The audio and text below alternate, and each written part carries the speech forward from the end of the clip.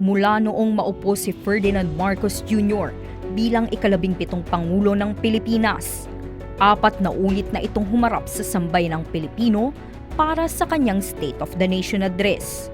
Taon-taon, inilalahad ng Pangulo ang kalagayan ng bansa, mga nagawa ng administrasyon at mga programang nais ipatupad sa mga susunod na taon. Ngayong 2026, nakatakda muling humarap ang Pangulo para sa ika-5 nitong SONA, ika-5 sa pang-6 na ulat bago matapos ang kanyang termino.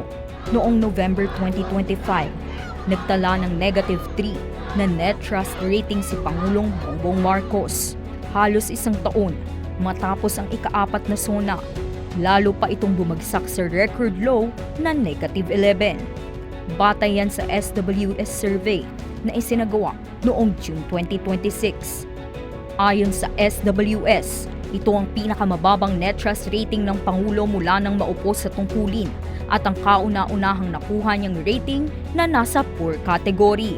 Bagamat nananatili ang suporta ng ilan, marami pa rin ang umaasa sa nalalabi nitong 2 taong administrasyon ay mas mapagtuunan na ng pansin ang mga problemang direktang nararanasan ng mga ordinaryong Pilipino.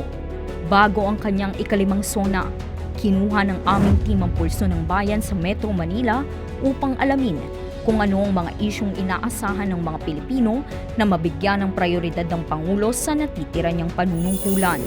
Ang una-una po sana ma'am, hiling po namin mga rider, mapababaan yung presyo ng gas.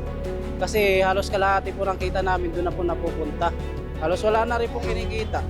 Kasagas na lang po tsaka sa top-up na pupunta yung kinikita namin. Sana papabain niya yung mga presyo, yung mga price ng mga bilihin katulad ng mga pagkain, mga bigas. Yes, kasi maraming teachers pa rin na parang hindi pa rin sapat yung sahod na tinatanggap.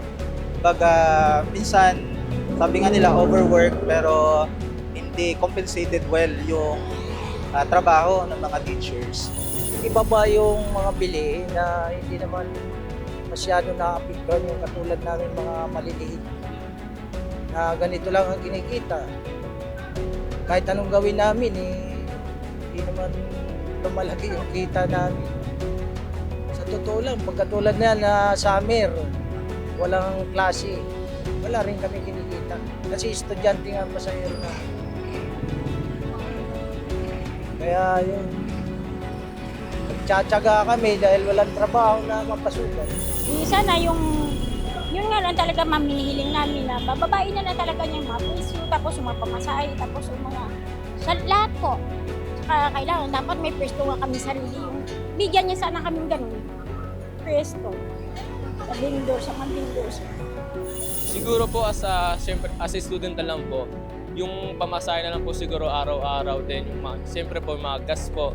Di maging mapayapa ang bansa, walang gulo, tahimik lang makapaghanap buhay lahat ng mga tao, walang mga kurap-kurap ng ganun. Ganun lang. Kung susumahin, halos lahat ng kanilang mga hinaingay yung ikot sa paulit-ulit na problema sa pagtaas ng presyo ng bilihin at petrolyo, taas sahod, traffic at kakulangan sa hanap buhay. Ngunit iisa lang ang hanggang ngayon ay panawagan, mga konkretong solusyong mararamdaman sa pang-araw-araw na buhay.